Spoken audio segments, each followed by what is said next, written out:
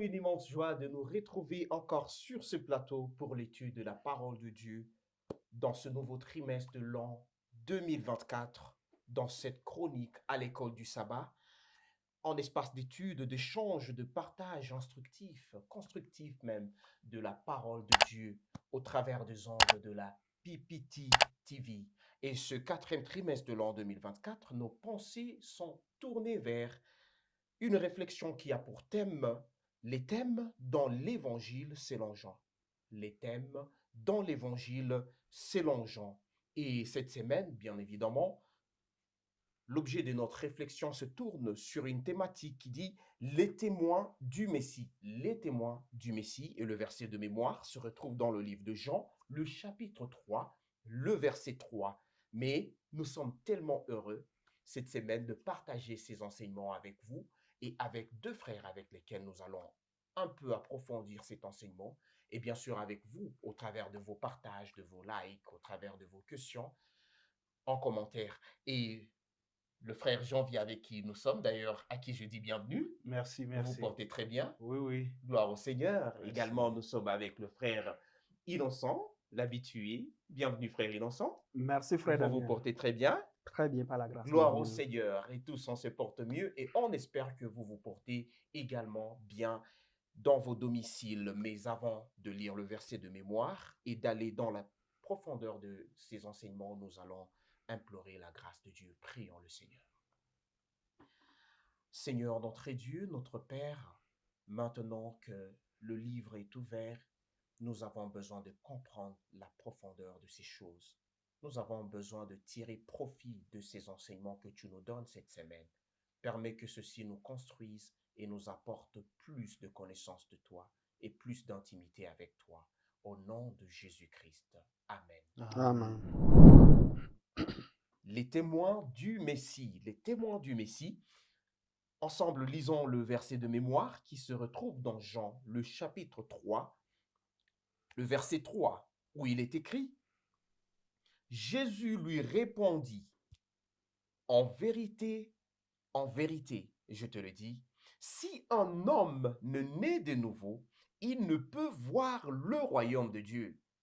En vérité, je te le dis, si un homme ne naît de nouveau, il ne peut voir le royaume de Dieu. C'est le témoignage de Jésus, c'est une parole puissante de Jésus qu'il annonçait déjà à Nicodème.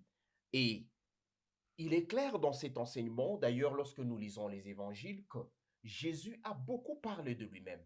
Il a beaucoup parlé de la véracité de son témoignage.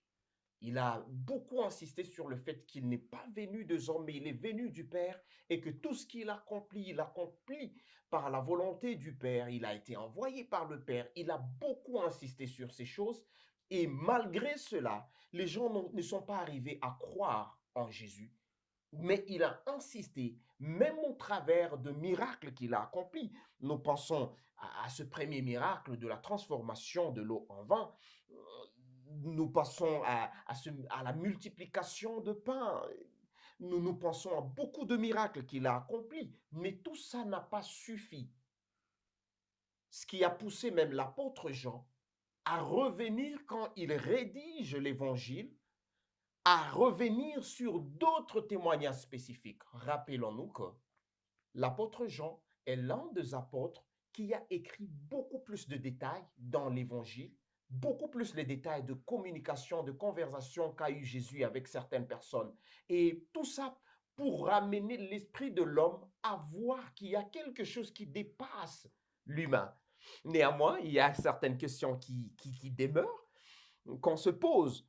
Parce que quand l'apôtre Jean parle déjà des témoins, il commence avec Jean-Baptiste. Mais il y a déjà une question qui se pose sur Jean-Baptiste.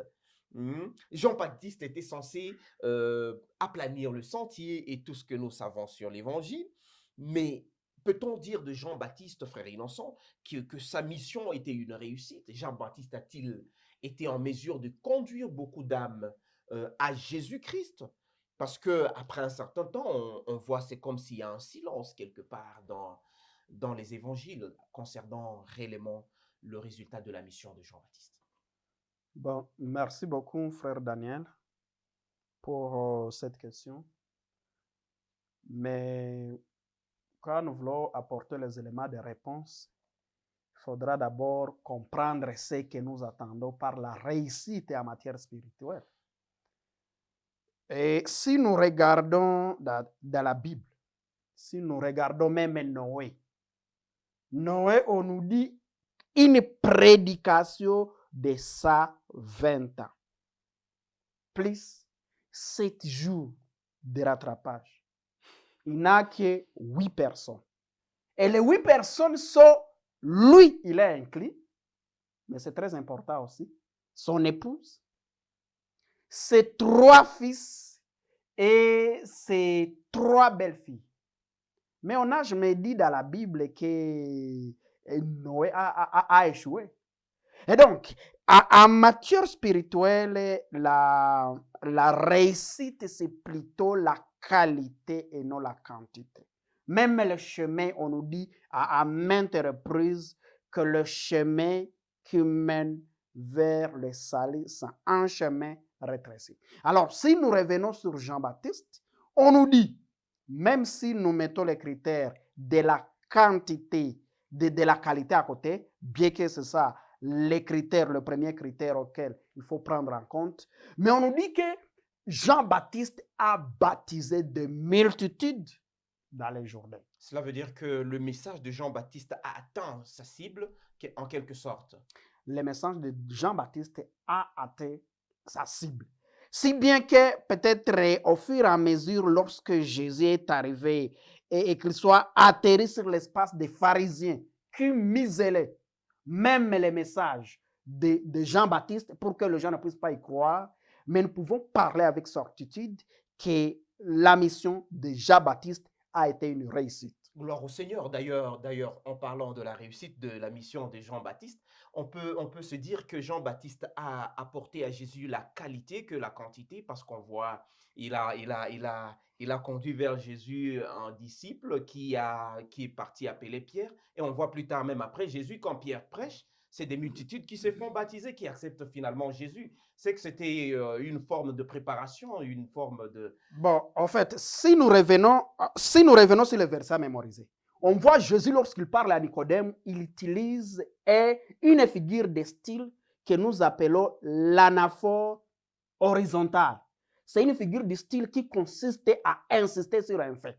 Mais lorsque nous voyons Jean-Baptiste, il voit tout simplement Jésus qui passe, il dit, voici l'agneau de Dieu qui ôte le péché du monde. On nous dit au 29e verset du premier chapitre, on nous dit que des disciples qui entendirent, ils ont juste attendu quand Jean-Baptiste parlait, immédiatement ils ont suivi Jésus sans insistance. Cela montre à quel point la mission de Jean-Baptiste avait une qualité. Gloire au Seigneur, gloire au Seigneur. Et revenant sur ces 2 disciples, on nous renseigne, c'est André et l'autre, on sait-il, quelque part, peut-on dire qu'ils ont suivi Jésus lorsque Jean-Baptiste semble murmurer que voici l'agneau de Dieu qui ôte le péché du monde. Peut-on dire qu'ils ont suivi Jésus parce qu'ils ont immédiatement cru que Jésus était le Christ qu'ils attendaient, ou ils ont suivi Jésus parce que Jean avait dit, lui, il est plus puissant que moi? Bien, en fait, il y a d'abord la façon dont Jean-Baptiste était en train de préparer le chemin, parce que c'était aussi sa mission, préparer le chemin. Et que celui qui viendra, qu'il trouve le chemin bien aplani. Et lorsque Jean-Baptiste est avec ses disciples, 2 disciples, il va dire seulement, voici l'agneau de Dieu qui ôte le péché du monde. C'est ce que Jean-Baptiste avait dit. Et lorsque les disciples là ont écouté ça, ce n'est pas à dire qu'ils ont été poussés par Jean pour suivre Jésus. Jésus n'a pas dit allez suivre, c'est le mais Jean-Baptiste avait dit voici l'agneau de Dieu. Alors, c'est à vous de les suivre. Et c'est pour cela qu'ils ont compris la force de ces messages-là et s'est levé pour suivre. C'est-à-dire, ils n'ont pas suivi Jésus parce ils ont vu que c'est Jésus qui est plus fort que Jean. Mais c'est parce qu'ils ont compris l'essence de ces messages-là que Jean-Baptiste avait donné. Mais c'est peut-être parce que Jean-Baptiste avait déjà au préalable dit que celui qui vient après moi, je ne suis pas digne d'ouvrir même, de toucher le paroi de ses sandales, je ne sais pas tout ça. N'est-ce pas pour ça qu'ils ont suivi, comme pour dire peut-être par intérêt? Non. Par intérêt, par intérêt, parce que Jésus, finalement, il représentait quelque chose d'important, d'un peu plus important. Bien. En fait, quand on te dit que toi, tu vas préparer, pour dire que ce n'est pas toi qui prendras la place de la personne qui viendra. Oui. Toi, tu vas seulement éclaircir qui tu es par rapport à celui qui viendra. Et quand les autres qui sont en train de vous comprendre, que donc celui-ci est venu pour préparer l'arrivée d'une autre personne, ce n'est pas lui la personne qu'il fallait entendre. C'est-à-dire, il y a quelqu'un que nous devons attendre. Et c'est quelqu'un-là, donc, est plus fort que celui-ci qui est en train de préparer la place. Et c'était ça, la conviction qu'avaient les disciples qui avaient suivi Jésus lorsque Jean-Baptiste va juste montrer que voici l'agneau. Gloire à Dieu. Je peux ajouter un petit élément. Oui. Vous voyez, la leçon est intitulée « Les témoins du Messie ». Oui. Et nous avons deux types de témoins. Nous avons le témoin oculaire et nous avons les témoins auriculaires. Certains de ceux-là qui sont devenus des témoins oculaires, lorsque Jésus est arrivé, ils étaient des témoins auriculaires. Je vais juste te rappeler que les témoins oculaires, c'est quelqu'un qui voit, c'est-à-dire ces gens-là qui ont eu l'occasion de se voir avec Jésus, de se parler avec Jésus, c'était des témoins oculaires. Mais ceux-là qui ont entendu, ce sont des témoins auriculaires. Alors, au travers de la mission de Jean-Baptiste, il y avait des témoins auriculaires. C'est entre autres les deux disciples qui étaient des témoins auriculaires, qui avaient déjà entendu parler de Jésus. Et lorsque Jean-Baptiste a parlé que voici l'agneau de Dieu qui ôte le péché du monde, ils ont dit, ah, ça nous avons déjà attendu. Voilà. Ils ont suivi Merci. même sans beaucoup de discussions. Gloire au Seigneur. Véritablement, est-ce que la rencontre de Jésus avec ces personnes-là qui venaient fraîchement de Jean-Baptiste avait apporté quelque chose de puissant dans leur vie? Parce qu'on voit, ils quittent Jean, ils partent vers Jésus et Jésus leur parle et puis ils rentrent pour aller parler à leurs frères. Peut-on dire que leur rencontre avec Jésus avait réellement un impact positif pour que nous puissions avancer et aller dans d'autres sphères de la leçon? Bon, merci beaucoup. Je crois que nous allons lire quelques versets Oui. pour montrer comment les gens se transmettaient, comment est-ce que réellement ces gens étaient des témoins. Okay. Et nous aussi actuellement, c'est aussi l'objectif de la leçon même, c'est qu'aujourd'hui nous aussi nous soyons des témoins auriculaires. Voilà. Et nous voyons Jean-Baptiste au 23e verset du premier chapitre de l'évangile selon Jean qui dit: moi, dit-il, je suis la voix de celui qui crie dans le désert. Aplanissez le chemin du Seigneur, comme a dit Ésaïe le prophète. Donc, les gens s'attendaient parce que les pharisiens, ils attendaient des types selon leurs attentes. Ils pensaient que le Messie ne pouvait que provenir soit du temple, soit de la lignée royale. Mais et à côté, à côté, en tout cas, pour eux, c'est pourquoi ce n'est même pas entré. Et lorsque nous avons étudié la première, la deuxième leçon, nous voyons que les pharisiens, ils ont apporté du crédit au message de Jean-Baptiste plus que au message de Jésus. Parce que selon leur entendement, il fallait qu'un Messie provienne du temple. Alors, lorsque nous allons lire à partir du 45e verset, on trouve un un autre témoin, Philippe, racontera Nathanaël et lui dit, nous avons trouvé celui de qui Moïse a écrit dans la loi Très bien. et dont les prophètes ont parlé, Jésus de Nazareth, fils de Joseph. Nathanaël lui dit, peut-il venir de Nazareth quelque chose de bon? Et quand nous descendons au 49e verset, nous voyons comment un peu après, Nathanaël aussi a suivi Jésus. Donc, tout simplement, quand nous lisons ce qui se trouve là, nous trouvons quand même que c'était des témoins. Les gens, lorsqu'ils trouvent quelqu'un qui dit, nous avons trouvé celui dont Moïse a écrit dans la loi. C'était des gens quand même qui étaient au départ des témoins auriculaires et qui ont profité et d'ailleurs, pour être des témoins et d'ailleurs, oculaires. comme vous y êtes déjà, Oui. pourquoi cette expression? Puisqu'on voit que Philippe l'a repris, il a dit nous avons trouvé, et même les frères de Simon ont dit nous avons trouvé. Oui. Pourquoi utiliser cette expression nous avons trouvé? Exactement. Et ça prouve d'abord que ces gens-ci avaient le temps de consulter, de mener des recherches par rapport à celui que Jean-Baptiste était en train de prêcher. Et c'est pour cela qu'ils sont venus dire, celui dont Moïse avait, parce que cela prouve qu'ils avaient le temps de parcourir les Écritures pour comprendre. Et c'est pour cela que, subitement, comme ça, ils se retrouvent devant lui, disent, nous avons trouvé alors celui que Moïse avait parlé. Nous l'avons trouvé parce qu'ils avaient le temps de rechercher, de mener des recherches pour juste savoir, c'est-à-dire consulter les Écritures par rapport à ces messies. Et c'est pour cela qu'ils sont venus témoigner de ça. Gloire au Seigneur, que le Seigneur nous aide également à être dans cet Exact. état pour que nous soyons en mesure de trouver le Seigneur sur le chemin sur lequel nous marchons. Et parlant de ces choses, il y a quand même une question intéressante parce qu'on voit Nathanaël qui peut-il provenir? Il a des doutes, des préjugés. Quel est le danger caché dans cette attitude de Nathanaël? Si on revenait sur Nathanaël, comme sur chacun d'entre nous d'ailleurs, nous avons toujours des doutes par rapport à un certain nombre de choses écrites dans la parole de Dieu, frère Innocent. Merci beaucoup. Je crois peut-être que nous allons revenir un peu après, comme nous sommes en train d'aller vers la fin, quand nous allons parler de Nicodème. Je vais lire quelques propos du Moniteur où il dit Nicodème sonda les Écritures d'une manière différente, non pas pour discuter une théorie, mais pour vivifier son âme.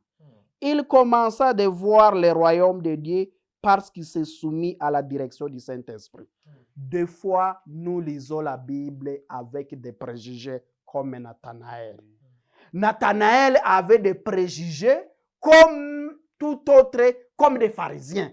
Des pharisiens et leurs attentes, c'était soit dans le temple, soit dans la lignée royale. Voilà pourquoi même ceux-là qui côtoyaient les pharisiens, ils avaient toujours cet aspect de penser que de Nazareth, c'est hors ligne. Mais quand même, Dieu ne nous encourage pas à suivre bêtement. C'est quelque chose d'important d'avoir un esprit critique, d'être critique. Parce qu'on voit même, vous en avez parlé, si on parle même de Nicodème, c'était quelqu'un qui avait des questions. Il s'est posé des questions sur la certitude. Si nous revenons sur Nathanaël, on nous dit, après avoir posé cette question, après l'explication, Philippe lui dit, viens avec toi, on va voir. Lorsqu'il arrive devant Jésus, Jésus, il lui dit ce qu'il est. Et Nathanaël lui demande, comment tu me connais? Jésus lui dit, lorsqu'il était assis sous les figuiers. Immédiatement, il a compris. Mais combien de fois les pharisiens, Jésus a fait des choses pour booster, pour chatouiller leur intellect, pour stimuler, mais ils ont campé sur leur position. En fait, la Bible, même la Bible nous dit d'examiner toutes choses. La Bible ne nous dit pas de suivre sans pouvoir examiner. Même les Béréens, on nous dit que c'était les gens qui lisaient la Bible pour comprendre. Mais lorsque on lit la Bible comme Nicodème pour comprendre, le Saint-Esprit nous aide à comprendre. On voit immédiatement Nathanaël qui a suivi Jésus. Ah, gloire au Seigneur. Et parlant de Nicodème, parce que c'est là que nous allons chuter, et surtout, surtout de cette attitude que les Juifs ont eue en général, Que se serait-il passé si les Juifs auraient accepté Jésus? Parce que c'est une question qu'on ne se pose pas trop souvent, mais s'ils auraient accepté Jésus, que se serait-il passé pour nous aujourd'hui? Qu'est-ce que ça signifie exactement le fait qu'ils aient rejeté Jésus, Euh, également pour nous qui ne sommes pas juifs? voilà. Si ils auraient accepté Christ, parce qu'il y a aussi des choses d'ailleurs la Bible l'a dit, s'il y a des choses qui ne sont pas révélées aux yeux des hommes, donc nous aurons aussi à poser de telles questions. Mais si les Juifs avaient cru en Christ, bon, je ne trouve pas que cela pourrait aussi éloigner. Ne pourrait pas éloigner le monde de quoi? Du salut que Christ a apporté. Parce que lui-même avait dit, je suis venu mourir pour tout le monde. Jean chapitre 3, verset 16. C'est de là qu'il avait parlé. C'est-à-dire que si les Juifs avaient accepté, cela ne pourrait pas empêcher que même nous qui étions greffés, si c'est Jésus-là, on allait toujours recevoir les saluts. Gloire au Si Seigneur. une fois on accepte, c'est Christ est là. Gloire au Seigneur. Revenons sur Nicodème, vous aviez quelque chose à ajouter, frère Innocent? Ce que j'ai ajouté sur Nicodème, c'est cette conversation qu'il a avec Jésus. Oui. D'abord, on nous dit que c'est quelqu'un docteur de la loi. Oui. Parmi le peuple riche, les Sanhédrins, c'était des patrons de l'époque. Pour eux, voir aller vers Jésus pendant la journée d'une façon publique, c'était quelque chose d'humiliant. C'est pourquoi on nous dit qu'il est venu la nuit. Alors, Jésus ne blâmait pas Nicodème. C'est pour dire que, quelle que soit la manière dont on vient vers Jésus, il a les bras ouverts pour nous accueillir. Que peut-être le Saint-Esprit puisse nous toucher, puisse toucher nos téléspectateurs, chacun ce qui les concerne, de savoir, de vouloir comprendre, comme Nicodème, qui était un pharisien. C'est pourquoi ici même on nous dit que c'est un témoin inattendu. Parce que les pharisiens avaient campé sur leur position, mais on trouve un pharisien, docteur de la loi, qui était flexible. qui était flexible et vouloir comprendre exactement qui est Jésus et qui va vers Jésus pendant la nuit pour vouloir chercher toujours le salut. Et on voit Jésus qui le dit avec cette anaphore horizontale et en insistant que c'est lui. Pour avoir le salut, on doit naître de nouveau. Naître de nouveau, ça veut dire nous avons le vieil homme en nous qui marche avec le péché. Nous devons être crucifiés avec le Christ au travers le baptême et ressuscités en étant une nouvelle créature. Comme Paul l'a dit, que si je vis, ce n'est plus moi qui vis, mais Christ est en moi. Que dire de plus? Que dire de plus? Après cette intervention, que dire de plus? Après une si grande conclusion, nous avons besoin de naître de nouveau, de rencontrer le Seigneur et de nous-mêmes devenir ce témoin-là auprès du monde qui se perd. Parce que ce monde actuel manque de témoins. Des gens qui ont vécu des expériences avec Jésus et qui partagent ces expériences avec le monde. Le monde en a besoin. Si aujourd'hui l'évangile est mis à mal, si aujourd'hui l'évangile est mis en doute, c'est parce qu'il manque de Nicodème, c'est parce qu'il manque de Pierre, c'est parce qu'il manque de gens, de personnes qui peuvent attester que Jésus-Christ est Seigneur. Et Dieu veut que cette personne soit moi et qu'elle soit toi. Puisse le Seigneur nous accorder ces choses et nous allons, à l'occasion de ces choses, demander au frère Janvier de nous conduire dans cette prière, demandant à Dieu de nous aider à comprendre comme il a aidé les autres disciples et apôtres à comprendre ces choses. Dieu du cieux, notre Père, merci parce que cette leçon vient à son temps. Transforme-nous à tes disciples pour que nous puissions témoigner de ce que tu as fait pour nous. Oh Dieu, ouvre-nous les yeux pour voir exactement ce que tu as fait pour nous et que nous aussi nous puissions témoigner ça aux autres et que ces autres nous puissions aussi les orienter vers toi, comme l'a fait Philippe, qui ont orienté l'autre frère Nathanaël vers toi. Nous voulons, Dieu, que tu nous utilises aussi pour orienter d'autres vers toi. Et que quand tu viendras, que nous soyons nombreux à te rejoindre. Au nom de Jésus, Amen. Amen, amen, gloire au Seigneur. Surtout, n'oubliez pas, si vous ne vous êtes pas encore abonné sur notre chaîne, faites-le. Si vous n'avez pas encore appuyé sur la clochette de notification pour recevoir de nouvelles vidéos, faites-le. Si vous n'avez pas encore liké, faites-le également. Et surtout, n'oubliez pas de partager au plus grand nombre afin que plusieurs connaissent le Seigneur. Que le Seigneur vous bénisse. À la prochaine. Au revoir.